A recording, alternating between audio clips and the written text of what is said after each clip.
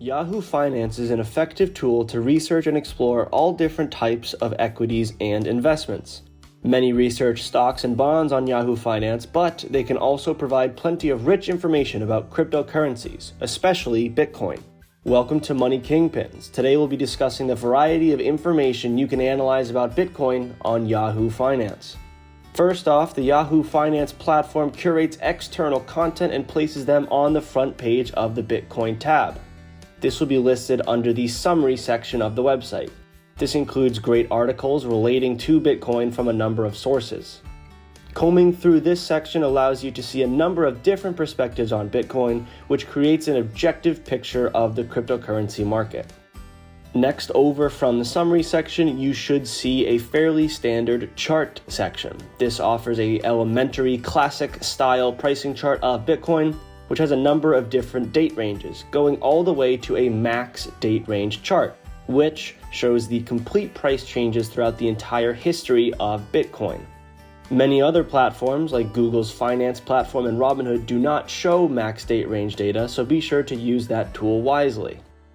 After your Charts tab, you will see a Conversations tab, which is essentially a forum to discuss Bitcoin. Keep in mind that anyone with an account can contribute to this Conversations tab. Many comments are speculative, so take everything you see here with a grain of salt. If you make your own Yahoo Finance account, which is free of charge, it should be noted, you can go into that Conversations tab and interact with people and ask questions or have questions asked of you.